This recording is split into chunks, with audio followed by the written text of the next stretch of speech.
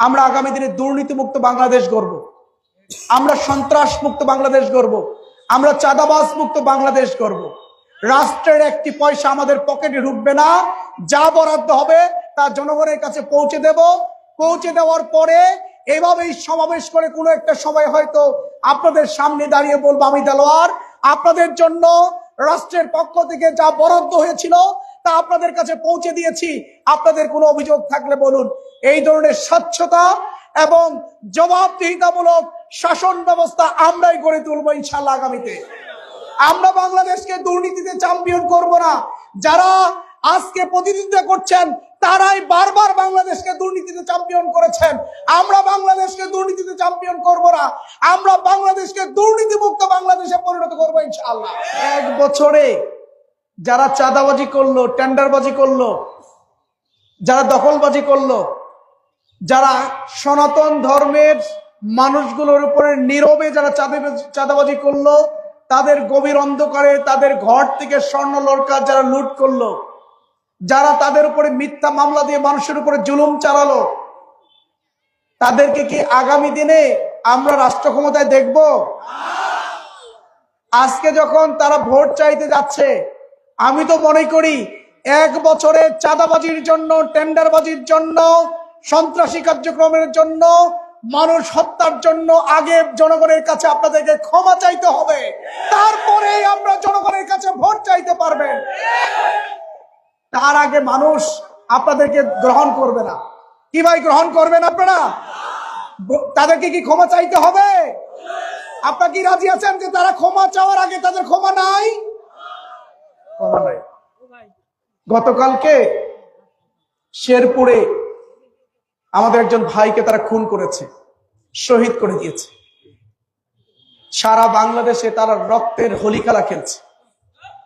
সারা বাংলাদেশ, টেকনাফ থেকে তেতুলিয়া, রূপসা থেকে পাথুরিয়ার প্রত্যেকটি প্রান্তরের মানুষ যখন জনস্রোতের মতো করে দাঁড়িপাল্লা এবং 11 দলের পক্ষে যখন সমবেত হচ্ছে, তখন তাদের মাথা কাটা হয়ে গেছে। তারা জিততে পারবে না, এটা তারা নিশ্চিত বুঝে গেছে, যার কারণে আজকে তারা পাগল হয়ে গেছে। আমাদের মহিলা কর্মীদের উপর হামলা চালাচ্ছে, বাধা দিচ্ছে, আমাদের পুরুষ কর্মীদের উপর হামলা চালাচ্ছে, বাড়ির ভিতরে গিয়ে হামলা চালাচ্ছে, তাদেরকে হুমকি ধুমকি দিচ্ছে এবং গতকালকে শেরপুরে একজন ভাইকে নৃশংসভাবে শহীদ করে এবং আরো 4-5 জন ভাইকে গুরুতর আহত করেছে।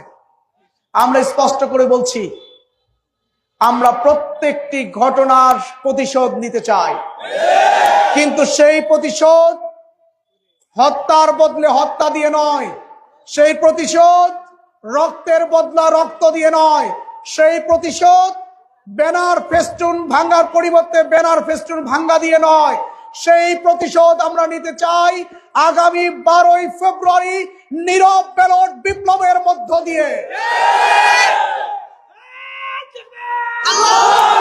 সম্মানিত ভাই এবং বন্ধুগণ, সম্মানিত ভাই এবং বন্ধুগণ, আমরা প্রতি 5 বছর পর পর আমরা এই ঠাকুরগাঁয় 3 জন এমপি উপহার দেই, যারা আবার মন্ত্রীও হয়। কিন্তু দুর্ভাগ্যজনক, এটা আমাদের জন্য হতাশাজনক, আজকে কোন মুখ নিয়ে তারা ভোট চাইতে আসে আমি জানি না, আমার বুঝে আসে না। যারা ক্ষমতায় থাকাকালীন সময়ে এই ঠাকুরগাঁর মানুষের জন্য কোনো কিছু দিতে পারেনি, ঠাকুরগাঁর মানুষকে কোনো উপহার দিতে পারেনি, আজকে তারা কিভাবে ভোট চাইতে আসে, এর চাইতে দুঃখের আর বেদনার কিছু নেই ভাইরা আমার। আমাদের এই ঠাকুরগাঁও বিশ্ববিদ্যালয় আনতে পারলো না, যারা ইঞ্জিনিয়ারিং কলেজ প্রতিষ্ঠিত করতে পারলো না, যারা কৃষি কলেজ প্রতিষ্ঠিত করতে পারলো না, যারা আমার বিমান বন্ধ হয়ে যাওয়া বিমানবন্দর চালু করতে পারেনি, যারা আমার ইপিজেড চালু করতে পারেনি, যারা এই ঠাকুরগাঁও ইন্ডাস্ট্রি গড়ে তুলতে পারেনি, যারা আমার কৃষক ভাইদের সারের অধিকার থেকে বঞ্চিত করছে, যারা আমার বিধবা বোনদের বিধবা ভাতার কার্ড থেকে বঞ্চিত করছে, যারা আমার বয়স্ক মা এবং বাবাদের বয়স্ক ভাতার কার্ড থেকে যারা বঞ্চিত করছে, যারা মিথ্যা মামলা দিয়ে প্রতি মুহূর্ত আপামর জনতাকে, সাধারণ জনতাকে যারা হয়রানি করছে, তাদেরকে আমরা কিভাবে ভোট দিতে পারি বলেন? আগামী 12ই ফেব্রুয়ারি প্রত্যেকটি ঘটনার জবাব হবে ব্যালট বিপ্লবের মধ্য দিয়ে।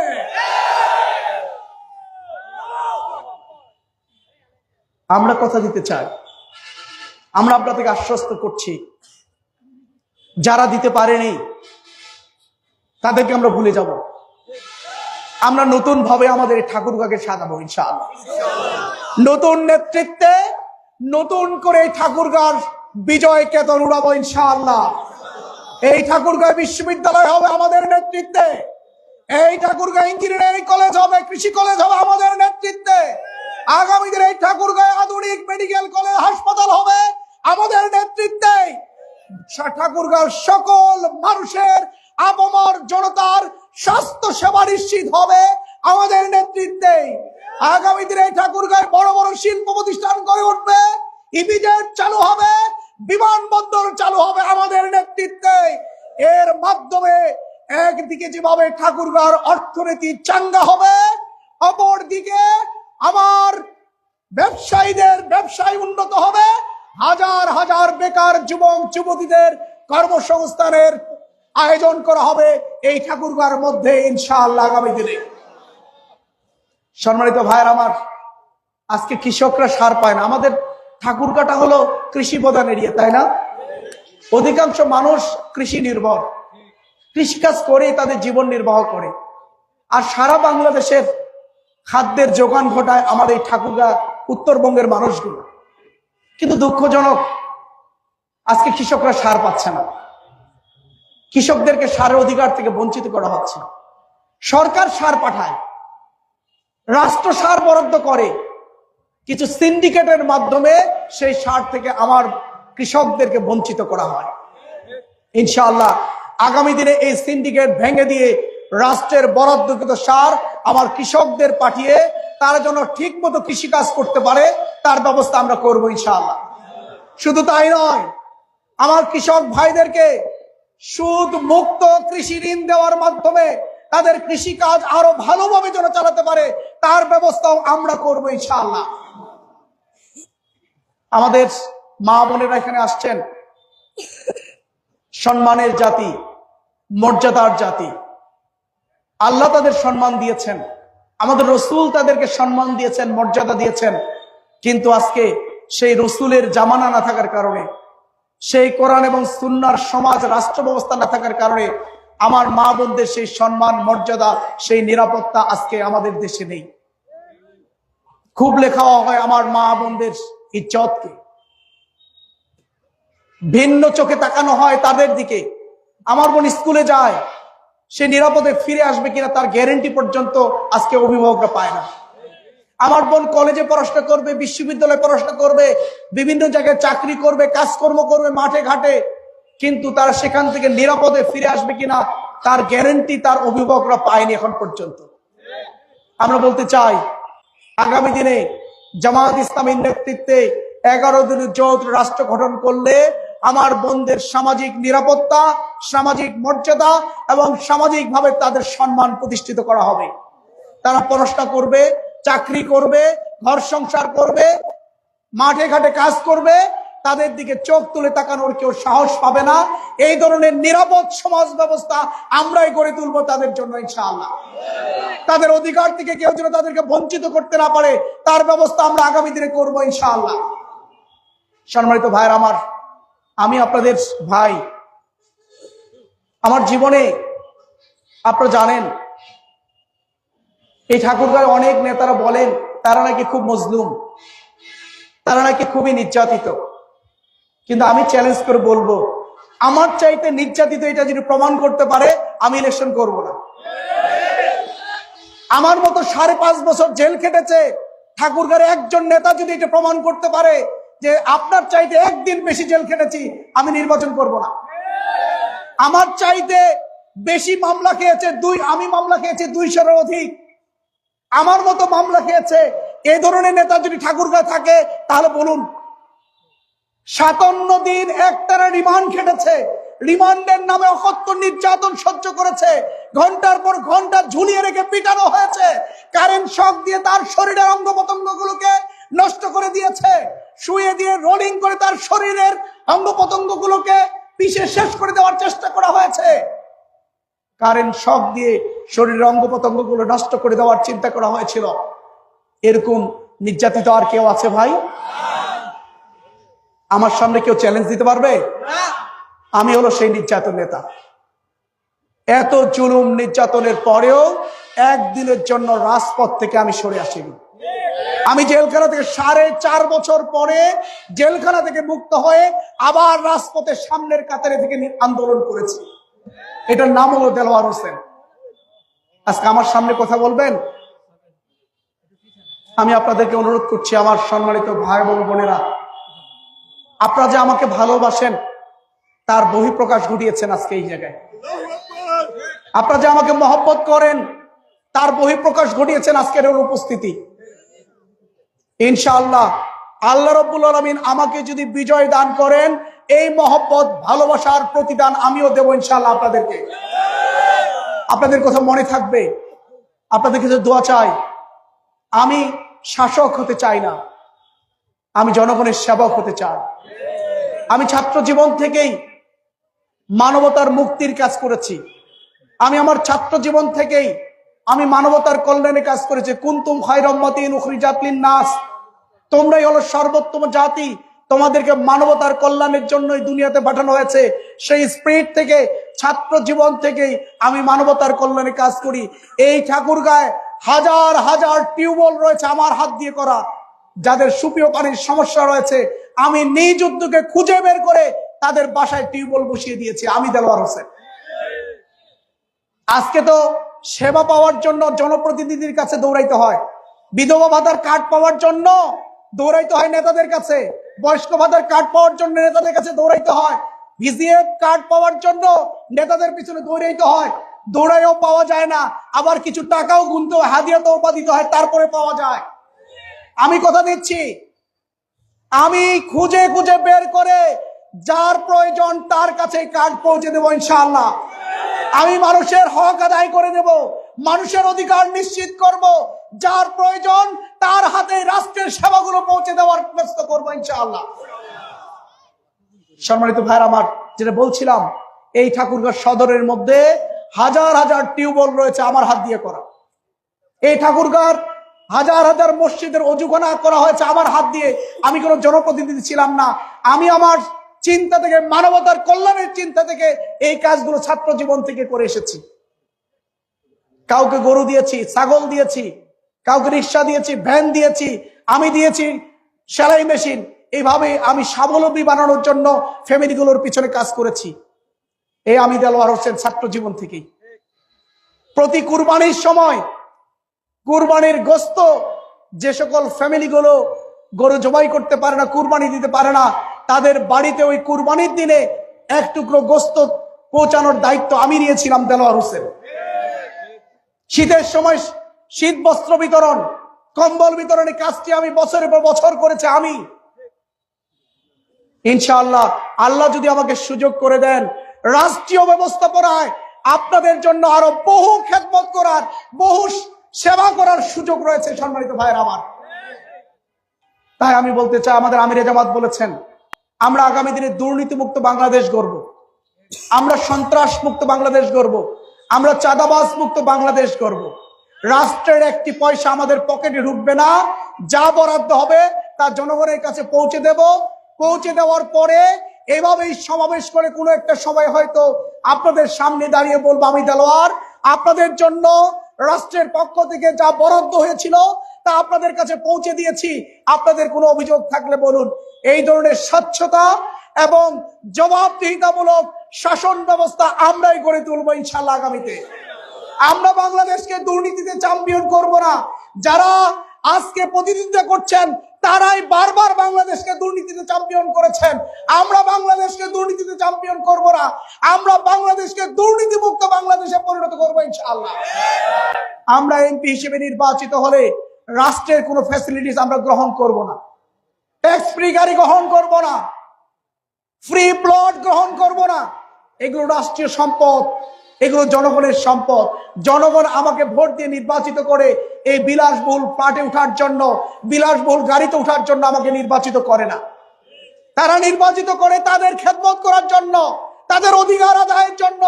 কিন্তু এমপি হওয়ার পরে বেমালুম সব ভুলে গিয়ে সবাই নিজের সেবার জন্য ব্যস্ত থাকে, জনগণের সেবা করে না। আমি কথা দিচ্ছি, আমি আমার নিজের জন্য নয়, আপনাদের সেবা করার জন্য আমি আগামী দিনে এমপি হতে চাই। আপনাকে আমাকে সমর্থন করবেন ইনশাআল্লাহ। আল্লাহ কবুল করুন। আমি কথা দিচ্ছি, আমি আপনাদের সেবক হব, আপনাদের শাসক হব না ইনশাআল্লাহ। ইনশাআল্লাহ আমার সনাতন ধর্মের ভাই এবং বোনেরা এখানে আছেন, আমি তাদেরকে বলতে চাই, জামাতে ইসলামের ইতিহাসে কখনোই কোনো সনাতনী ধর্মের ভাই বোনদের প্রতি আমরা আঘাত করেছি, তাদের উপর জুলুম চালিয়েছি, নির্যাতন করেছি, কাউকে মিথ্যা মামলা দিয়ে জেলখানা নিয়েছি, কারো জমি দখল করেছি, এর ইতিহাস কেউ বলতে পারবে না। বরঞ্চ আমরা সব সময় ওই সনাতনী ধর্মের বিপদ মুসিবতে আমরাই তাদের পাশে দাঁড়িয়েছি। 5 আগস্টের পট পরিবর্তনের পরে যখন ওই চাঁদাবাজদের হুমকি ধুমকির কারণে যখন এই হিন্দু অনেক ভাইরা যখন ভারতে পালিয়ে যাওয়ার জন্য যখন তারা প্রস্তুতি নিচ্ছিল, তখন আমরাই বাড়িতে বাড়িতে গিয়ে আমরা তাদেরকে সান্ত্বনা দিয়েছি, অভয় দিয়েছি, আপনারা চলে যাবেন না, আমরা আপনাদের পাশে আছি। কেউ চাঁদাবাজি করতে আসলে, কেউ আপনাদের বাড়ি দখল করতে আসলে শুধু আমাদেরকে বলবেন, আমরা আপনাদের পাশে দাঁড়াবো। এইভাবে অভয় দিয়ে আমরা অনেক হিন্দু পরিবারগুলোকে আমরা তাদের নিজ জায়গায় রাখার জন্য ব্যবস্থা করেছিলাম। পূজার সময়, দুর্গা পূজার সময়, সরস্বতী পূজার সময় আমরা মন্দিরগুলো পাহারা দিয়ে নিরাপদে তাদের ধর্মকর্ম পালন করার সুযোগ আমরা করে দিয়েছি। ইনশাআল্লাহ আগামী দিন আমরা রাষ্ট্র ক্ষমতায় গেলে আপনাদের পূজা থাকবে, আপনাদের মন্দির থাকবে, আপনাদের পেগোডা থাকবে, আপনাদের গির্জা থাকবে, আপনাদের সকল ধর্মীয় আচরণ আপনারা স্বাধীনভাবে পালন করবেন, কেউ বাধা দিতে পারবে না। আপনি আপনারটা করবেন, মুসলমান ভাই এবং বোনেরা মুসলমানদের ধর্মীয় আচরণ পালন করবে, বৌদ্ধ এবং খ্রিস্টানরা তাদেরটা করবে, কেউ কারো উপর হস্তক্ষেপ করতে পারবে না ইনশাআল্লাহ।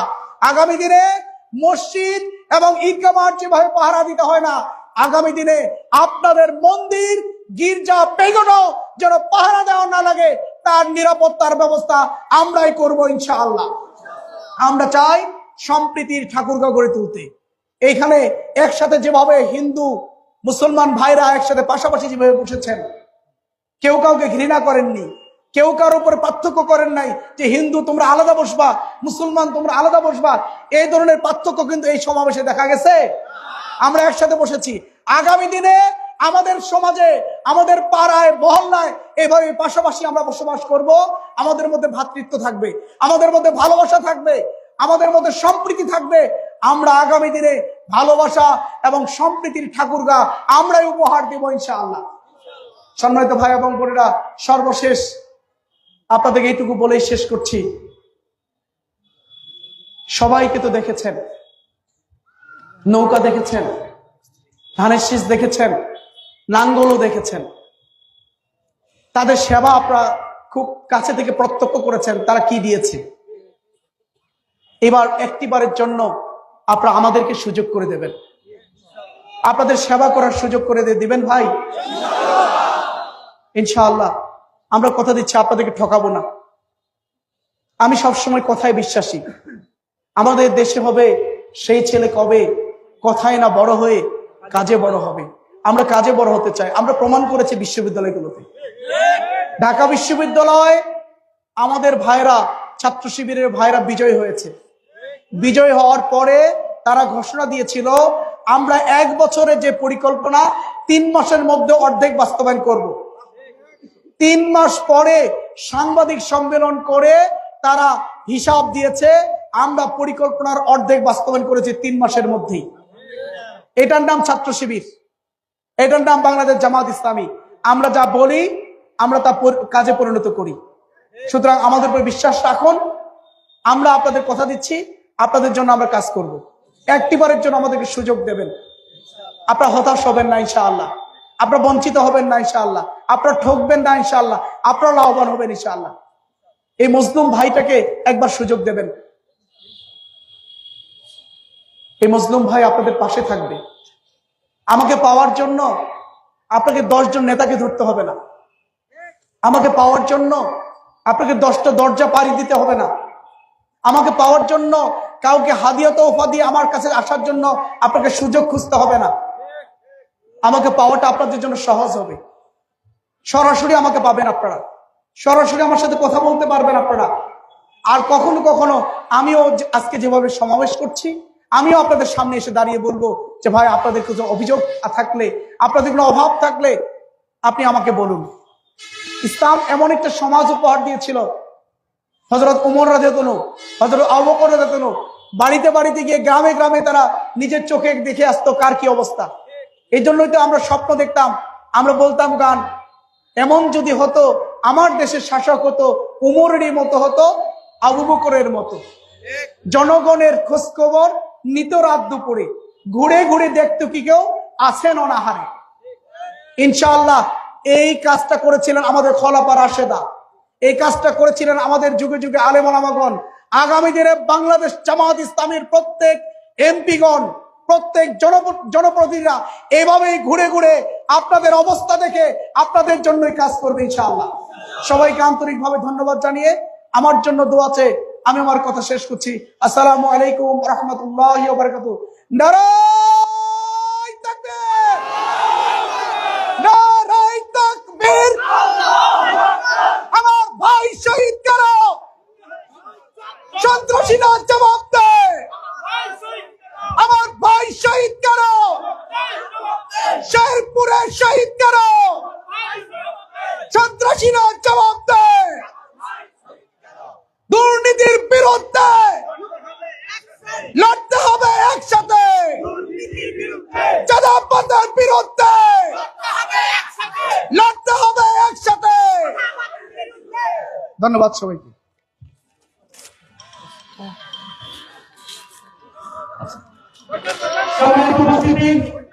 আজকের এই সমাবেশ বাস্তবায়ন করার লক্ষ্যে আপনারা যারা এসেছেন আমার সাথে আসো তোমরা একটু, মহিলাদের কাছে যাবো। প্রশাসনের ভাইরা, সম্মানিত সালান্দরবাসী, আসসালামু আলাইকুম রাহমাতুল্লাহি ওয়া বারাকাতুহু। সনাতন ধর্মের ভাই এবং বোনদের প্রতি আমার পক্ষ থেকে আদাব, আন্তরিক শুভেচ্ছা এবং অভিনন্দন। আশা করছি আল্লাহর রহমতে আপনারা সবাই ভালো আছেন। আল্লাহর রহমতে আমিও ভালো আছি, আলহামদুলিল্লাহ আলা কুল্লি হাল। কিন্তু মনটা একটু খারাপ, কারণ 5ই আগস্টের গণঅভ্যুত্থানের পরে আমরা ভেবেছিলাম দেশে একটা শান্তি প্রতিষ্ঠিত হবে, মানুষের জীবনের নিরাপত্তা প্রতিষ্ঠিত হবে, খুন রাহাজানি, হত্যা, ধর্ষণ, চাঁদাবাজি, দুর্নীতি কমে যাবে। কিন্তু আমাদের সেই স্বপ্ন আজকে যেন ধূলিসাৎ হতে চলেছে। 5ই আগস্টের পরের দিন থেকেই যেভাবে চাঁদাবাজি শুরু হয়েছে, যেভাবে দখলবাজি শুরু হয়েছিল, যেভাবে টেন্ডারবাজি শুরু হয়েছিল, যেভাবে প্রকাশ্য দিবালোকে পাথর দিয়ে মানুষকে মেরে হত্যাযজ্ঞ যেভাবে শুরু হয়েছিল, এই দৃশ্যগুলো দেশের মানুষকে এতটাই অবাক করে দিয়েছে, হতবাক করে দিয়েছিল যে আমরা যে স্বপ্ন নিয়ে, যে আকাঙ্ক্ষা নিয়ে আমরা জীবন দিয়ে, রক্ত দিয়ে যে নতুন বাংলাদেশ গড়লাম, সেই বাংলাদেশের স্বপ্ন যেন ধূলিসাৎ হয়ে গেল। শুধু তাই নয়, চাঁদার রেট বেড়ে গেছে, টেন্ডারবাজির রেট বেড়ে গেছে। আগে যা হতো তা এখন হয়, মাঝখানে হাত বদল হয়েছে শুধুমাত্র। কি বলেছি ভাই? আছে সব ঠিকঠাক মতো? সবই ঠিক আছে, হাত বদল হয়েছে, মানুষের পরিবর্তন হয়েছে, তাই না? বড় খোঁচাবাড়ি হাটে এখন প্রোগ্রাম করে আসলাম, শুনলাম 230 টাকা ছিল গরু লেখানি, ওইটা এখন দিতে হয় 550 টাকা। তাহলে রেট বাড়ছে না কমছে? সুতরাং